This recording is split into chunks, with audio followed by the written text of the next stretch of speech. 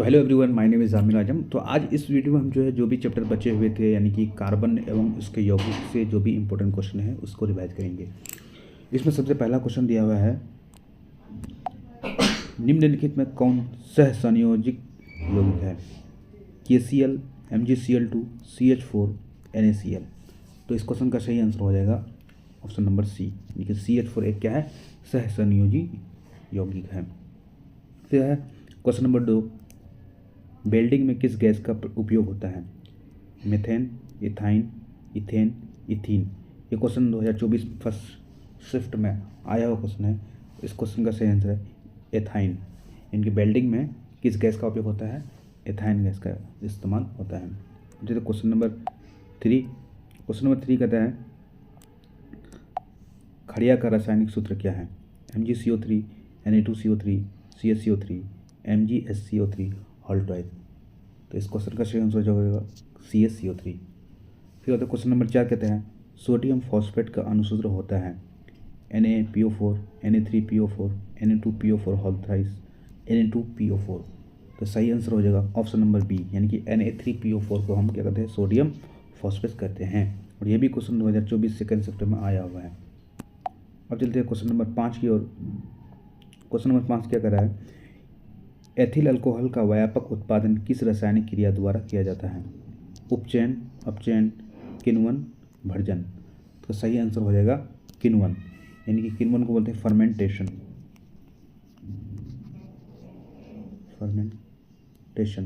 यानी फर्मेंटेशन के जरिए हम एथिल अल्कोहल का व्यापारिक उत्पादन करते हैं। ठीक।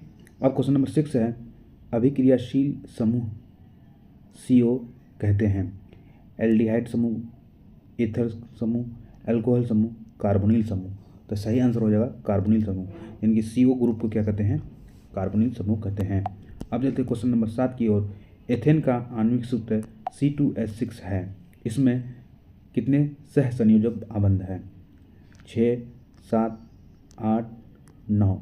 तो सही आंसर जो होगा 7, यानी कि C2H6 में कितने आणविक सूत्र है, कितने सह संयोजक आबंध है C2H6 में? तो 7 है। तो इसको जब बनाइएगा C2H6 को, C2H6 1 2 3 4 5 6 हाइड्रोजन लगा दीजिएगा। यहाँ भी हाइड्रोजन, यहाँ भी हाइड्रोजन, यहाँ भी हाइड्रोजन, यहाँ भी हाइड्रोजन, यहाँ भी हाइड्रोजन, और एक यहाँ बॉन्ड हो जाएगा। तो यहाँ गिन सकते हैं 1 2 3 4 5 6 7। तो कितने सह संयोजक बंधन होगा? आबंध होगा 7 सह संयोजक आबंध होगा। अब चलते हैं क्वेश्चन नंबर 8। क्वेश्चन नंबर 8 में क्या कह रहा है, निम्न में से कौन सा यौगिक ईंधन के रूप में इस्तेमाल किया जा सकता है? एथेनॉल, प्रोपेनॉल, एथेनोइक अम्ल, इनमें से सभी। तो सही आंसर हो जाएगा एथेनॉल। ठीक। तो एथेनॉल को हम ईंधन के रूप में इस्तेमाल करते हैं। अब क्वेश्चन नंबर 9 क्या कहते हैं, कौन सा हाइड्रोकार्बन सबसे सरल यौगिक है, यानी कि सबसे सिंपलेस्ट कंपाउंड है? इनमें से कौन सा हाइड्रोकार्बन किसे कहते हैं? जिसमें हाइड्रोजन और कार्बन का मिक्सचर होता है। इसको भी याद रखिएगा, हाइड्रोजन प्लस कार्बन जब मिक्सर होता है तो उससे क्या बनता है? हाइड्रोकार्बन। तो पहला ऑप्शन है मीथेन, इथेन, प्रोपेन, ब्यूटेन। तो सही आंसर हो जाएगा मीथेन। मीथेन को क्या बोलते हैं? CH4। इथेन को बोलते हैं C2H6। ब्यूटेन को बोलते हैं C4H10, और प्रोपेन को बोलते हैं C3H8। ठीक है। तो ये जितने भी इनमें सभी जो है क्यों, ये भी एल्केन है। ठीक। इसमें सरल यौगिक कौन है? मीथेन, याद रखिएगा। अब चलते हैं क्वेश्चन नंबर 10 की ओर। क्वेश्चन नंबर 10 क्या कहते हैं, ये भी क्वेश्चन जो है 2024 में आया हुआ क्वेश्चन है, इसलिए ये सेशन बहुत ही इंपॉर्टेंट है। सरलतम हाइड्रोकार्बन है methane, ethane, propane, butane. Same question है मीथेन। सही आंसर क्या हो जाएगा? मीथेन हो जाएगा। अब चलते क्वेश्चन नंबर 11 की ओर। कार्बन हाइड्रोजन में संयोग कर बनता है आयोनिक यौगिक, हाइड्रोकार्बन, हैलोजन, अम्ल, राज। तो मैंने अभी आपको बताया कि कार्बन प्लस हाइड्रोजन जब मिलता है तो क्या बनता है? हाइड्रोकार्बन बनता है। अब चलते हैं क्वेश्चन नंबर 12 की ओर। क्वेश्चन नंबर 12 क्या कह रहा है, प्रयोगशाला में संश्लेषित पहला कार्बनिक यौगिक कौन सा है? तो प्रयोगशाला में संश्लेषित पहला जो कार्बनिक यौगिक क्या है? पहला CH4, NH2CO, NH2, CH3CO, CH3, CH3COOH। तो अब याद रखिएगा तो प्रयोगशाला मानेंगे लेबोरेटरी में सबसे पहला जो बनने वाला कार्बनिक यौगिक वो है यूरिया। यूरिया का आणविक सूत्र दिया हुआ है NH2COCNH2। तो क्या है ये यूरिया का रासायनिक फार्मूला दिया हुआ है। यही जो है प्रयोगशाला में सबसे पहला बनने वाला कार्बनिक यौगिक था। अब चलते हैं क्वेश्चन नंबर 13 की ओर। क्वेश्चन नंबर 13 क्या कर रहा है, सल्फ्यूरिक अम्ल का अनुसूत्र होता है H2S2O7 H2SO4 H2S2O3 H2S2O8। तो सल्फ्यूरिक अम्ल का जो होते हैं आणविक सूत्र क्या होता है H2SO4। ये एक तरह के परबल अम्ल में आता है। फिर होता है कार्बोक्सिलिक एसिड समूह होते हैं, कौन है CHO COOH CONH2। तो COOH को जो भी जहाँ भी रहेगा वो क्या है कार्बोक्सिलिक एसिड का समूह है। वहीं अगर कार्बन मोनोऑक्साइड CO रहेगा तो कार्बोनिल ग्रुप का रहेगा, CHO रहेगा मिथेन मतलब अल्कोहल, और NH2 रहेगा एमीन का अल्कोहलिक ग्रुप है। एमीन का एसिडिक समूह एमीन का समूह है NH2, कार्बोक्सिलिक एसिड का COH, कार्बोनिल ग्रुप का CO और एल्डिहाइड का CHO। इसको भी आप याद रखिएगा। अब चलते हैं क्वेश्चन नंबर 15 की ओर। क्वेश्चन नंबर 15 क्या कह रहा है, इथिलीन में कार्बन कार्बन के बीच 2 आबंध मौजूद हैं जिसमें एक सिग्मा एक पाई, दोनों सिग्मा दोनों पाई दोनों इलेक्ट्रॉन वैलेंट आबंध है। तो इथिलीन सबसे पहला इथिलीन जो होते हैं ये ये क्या है एल्कीन है। क्या है एल्कीन है।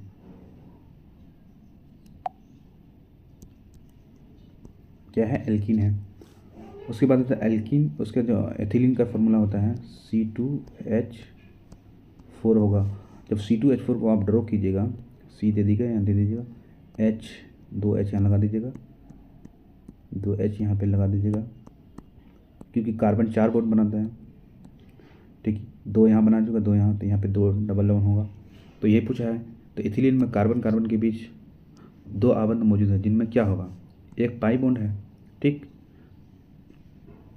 तो दोनों पाई आबंध है, दोनों सिग्मा आबंध है, एक सिग्मा एक पाई है, दोनों इलेक्ट्रॉन आबंध है। इस सही आंसर क्या हो जाएगा एक सिग्मा और एक पाई होगा। क्वेश्चन नंबर 16 क्या कह रहा है, इथेन में कितने सह संयोजक आबंध है। ठीक, फिर इथेन तो C2H6 होगा। तो 7 ये क्वेश्चन पूछा हुआ था।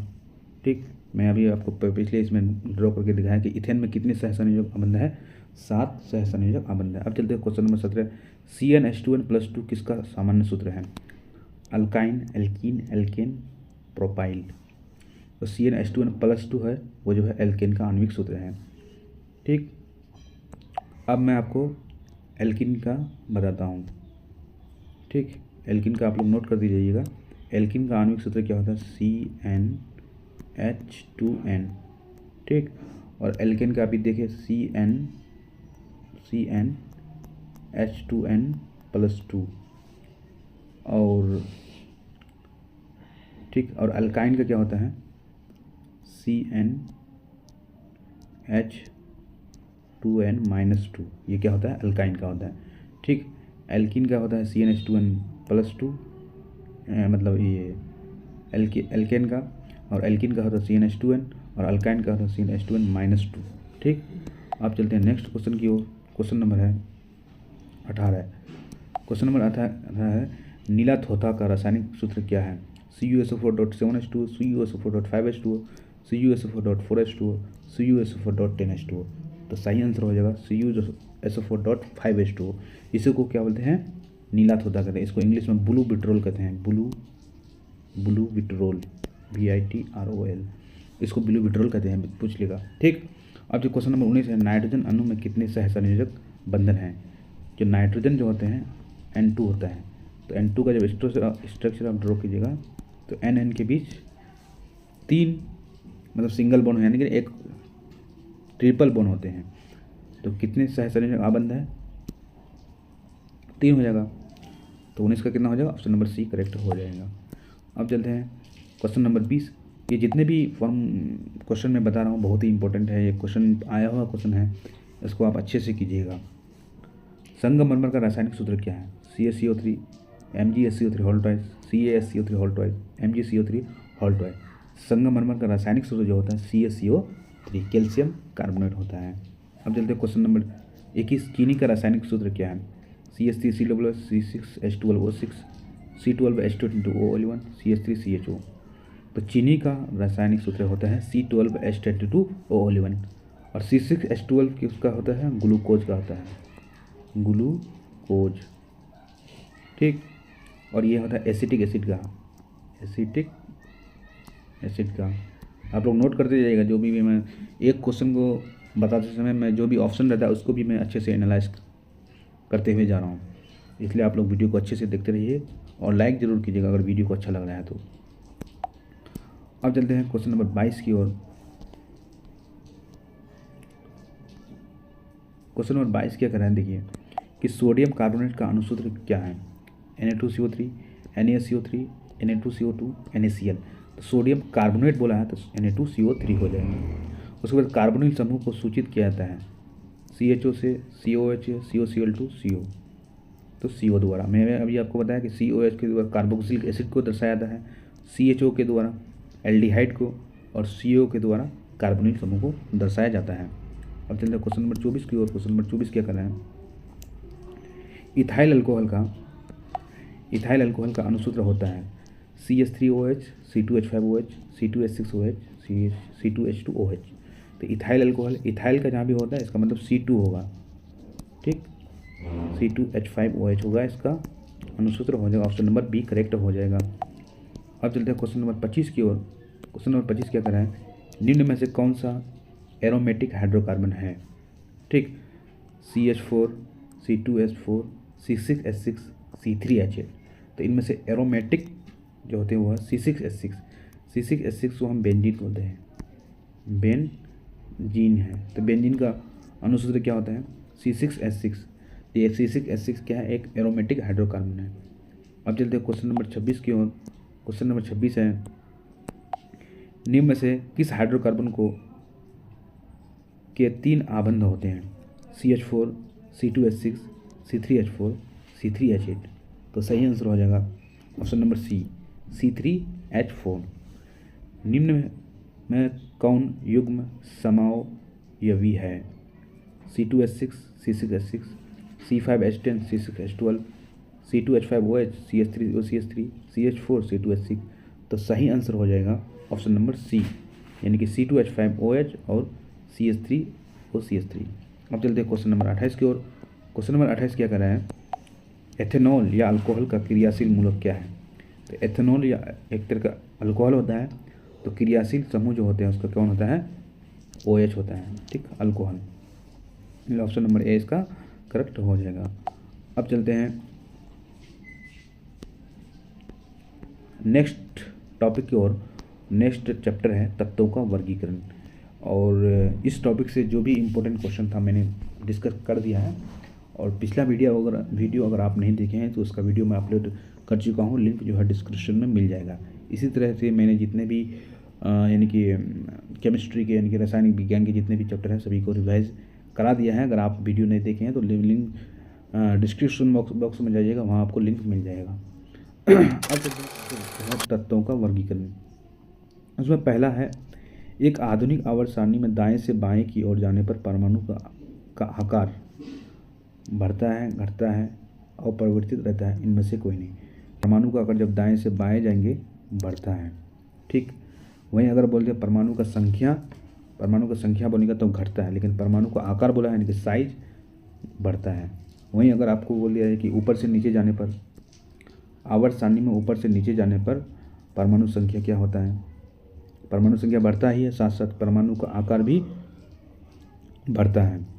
वहीं नीचे से ऊपर जाएंगे तो परमाणु का आकार घटता है, और बाएं से दाएं जाएंगे तो परमाणु का आकार घटता है, और दाएं से बाएं की ओर जाएंगे तो परमाणु का आकार बढ़ता है। तो ये सभी पॉइंट को आप लोग ध्यान में रखिएगा। अब चलते हैं क्वेश्चन नंबर 2 की ओर। क्वेश्चन नंबर 2 है, एक तत्व का इलेक्ट्रॉनिक विन्यास 2, 8, 7 है, तो इस तत्व की परमाणु संख्या क्या है? तो सबको जोड़ दीजिए, 8, 2, 10, 10, 7, 17, ठीक।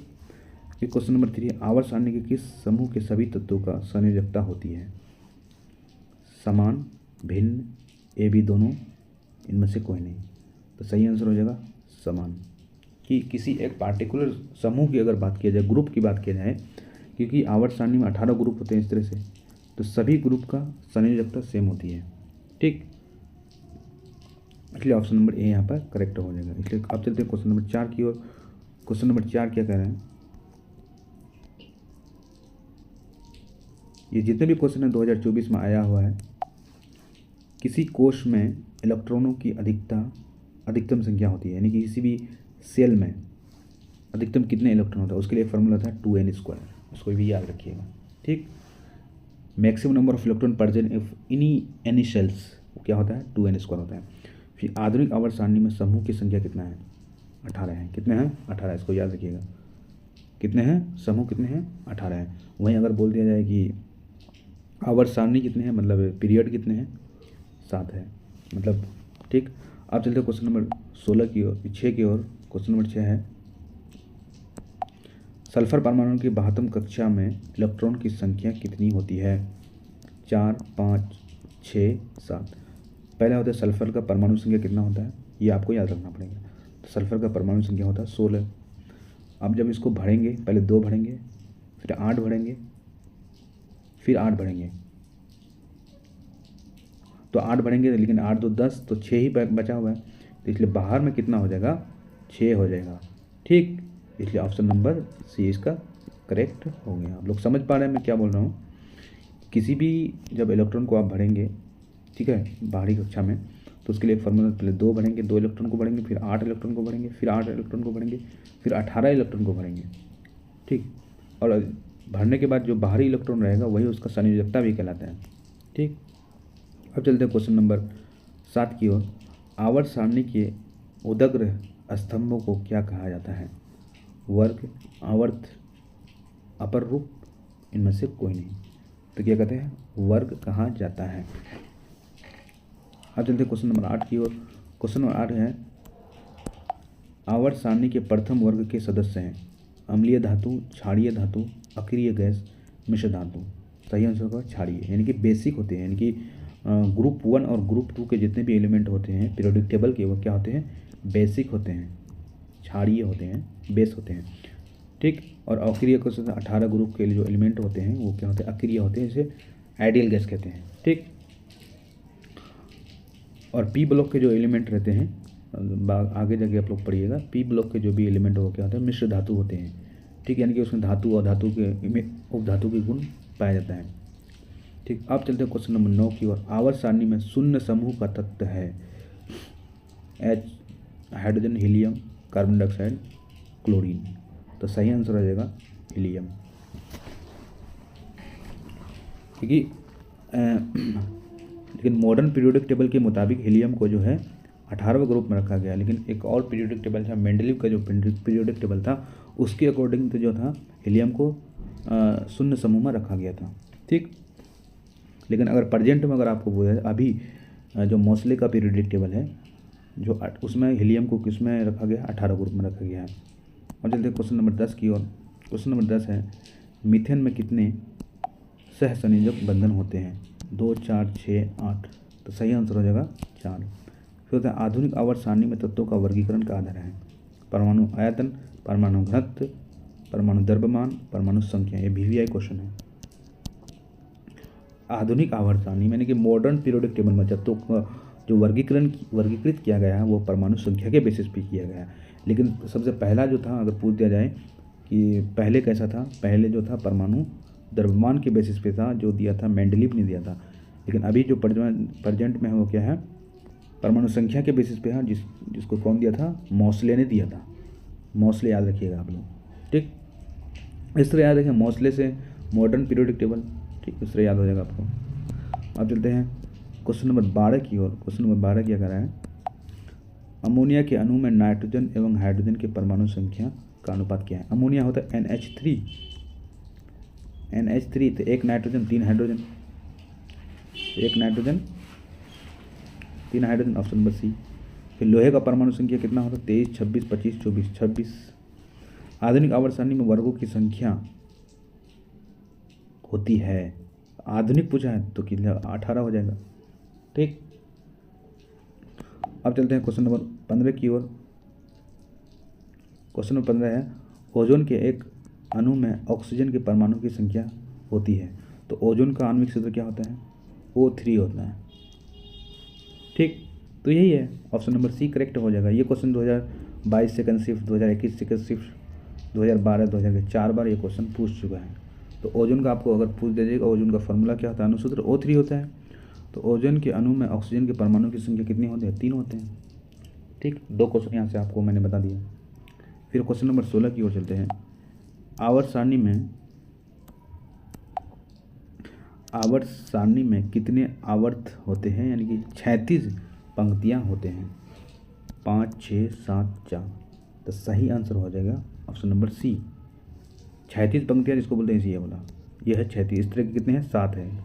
4, 5, 6, 7। आधुनिक आवर्त सारणी में 6 पंक्तियाँ हैं, 36 पंक्तियाँ, और समूह कितने हैं? 18 हैं। इसको भी याद रखिएगा आप लोग। अब चलते हैं क्वेश्चन नंबर 17 की ओर। क्वेश्चन नंबर है, हीलियम कैसा तत्व है? अक्रिय है, क्रियाशील है, सक्रिय है, उदासीन है? तो हीलियम कैसा तत्व है? अक्रिय है, यानी कि वो किसी भी क्या मतलब अभिक्रिया में भाग नहीं लेता है। हीलियम के अलावा और भी बहुत सारे एलिमेंट हैं, जो 18 ग्रुप के जो भी एलिमेंट हैं वो सब क्या है? अक्रिय। जैसे हीलियम हो गया, नियोन हो गया, आर्गन हो गया, क्रिप्टन हो गया, ठीक, जेनॉन, रेडोन, ये सब क्या होते हैं? अक्रिय गैस होते हैं। अब चलते हैं क्वेश्चन नंबर 18 की ओर। क्वेश्चन नंबर 18 क्या कर रहे हैं? आवर्त सारणी में कितने आवर्त हैं?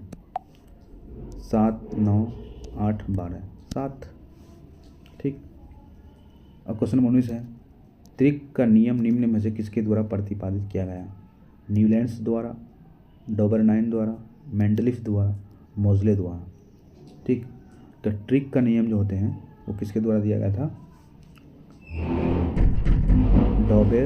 डोबेराइनर द्वारा दिया गया था ट्रिक का नियम।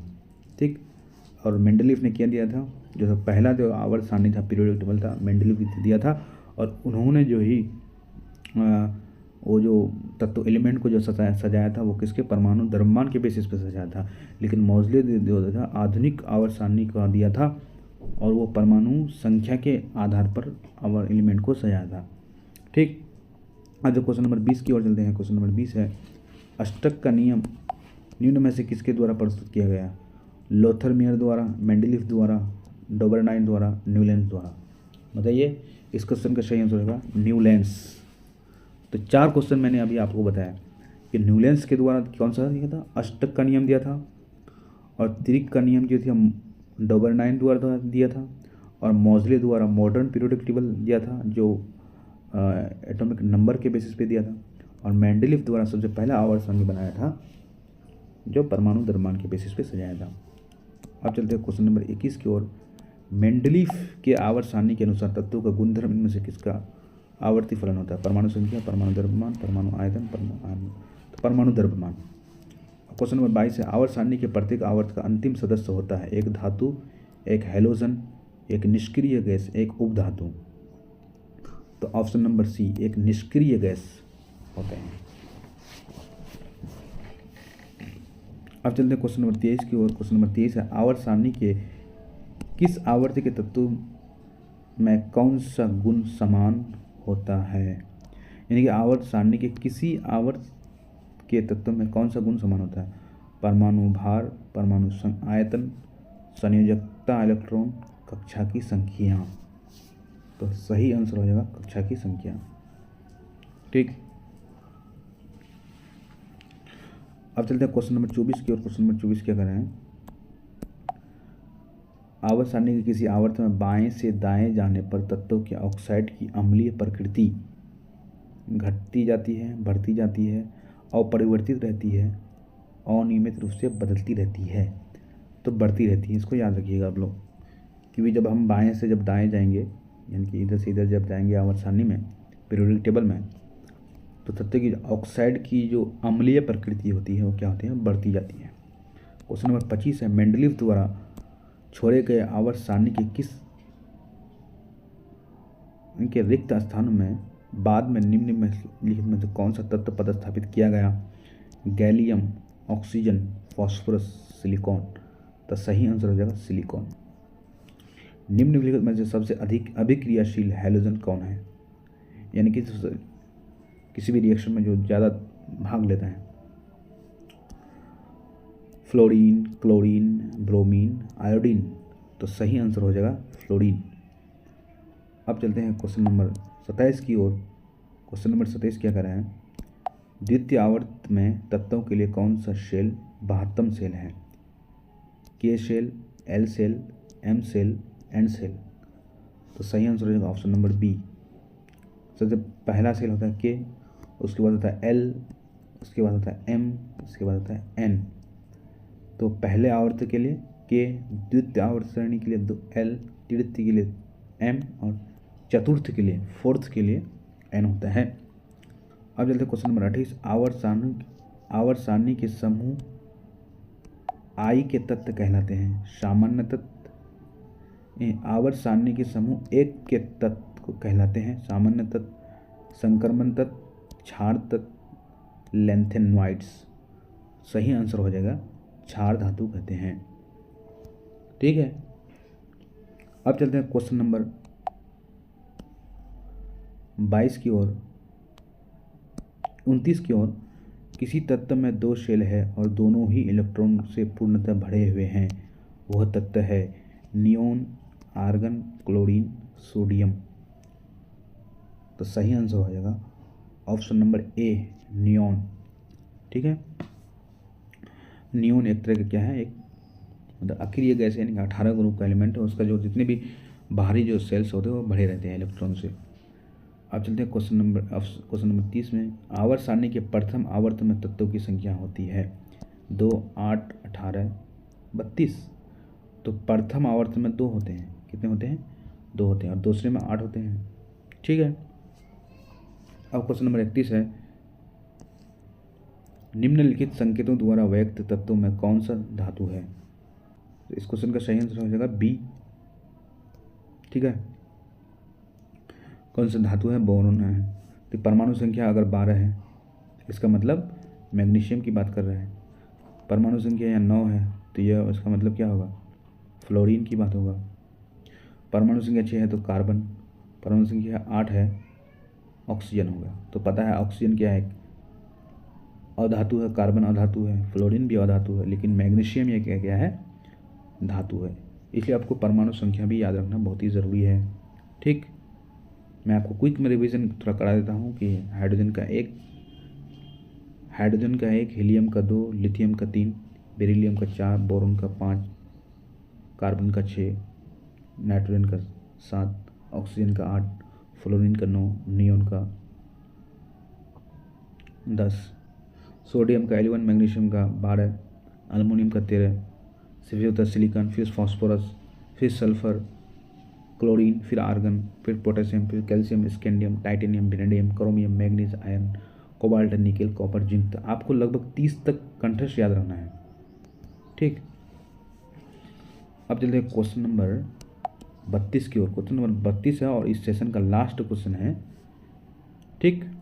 और इस क्वेश्चन को सोल्व करने के बाद अब जो है हम अगले वीडियो में जो है हम जीव विज्ञान के, बायोलॉजी के मोस्ट एक्सपेक्टेड क्वेश्चन जो 2024 में आए हुए हैं उन सभी को डिस्कस करेंगे। ठीक है। अगला वीडियो हम नेक्स्ट डे हम अपलोड कर देंगे। आप लोग जाइएगा और वीडियो को अच्छे से देखिए और सपोर्ट करते रहिएगा। और वीडियो को अच्छा लग रहा है तो एक लाइक ज़रूर कीजिएगा। चलिए शुरू करते हैं। और लास्ट क्वेश्चन है क्वेश्चन नंबर 32। क्लोरीन के परमाणु की 72 कक्षा में इलेक्ट्रॉन की संख्या होती है 5, 6, 7, 8। तो इस क्वेश्चन का सही आंसर आप लोग कमेंट बॉक्स में बताइएगा। मैं आपको इसका सही आंसर नहीं बताऊंगा। देखते हैं कि आप लोग, मैंने वो फार्मूला भी आप बता दिया। पहले 2 भरा जाएगा, फिर 8 भरा जाएगा, फिर 8 भरा जाएगा, फिर 18 भरा जाएगा। और यहाँ पे क्लोरीन है, इसके लिए आपको क्लोरीन का परमाणु संख्या याद रखना पड़ेगा। क्लोरीन का परमाणु संख्या होता है 17। ठीक। उसी मुताबिक आप पहले भरते जाइएगा और जो बाहरी रहेगा वही उसका 72 कक्षा में इलेक्ट्रॉन हो जाएगा। तो इसलिए कमेंट बॉक्स में आप लोग ज़रूर बताइएगा। चलिए मिलते हैं फिर नेक्स्ट वीडियो में, तब तक अपना ख्याल रखिए। जय हिंद।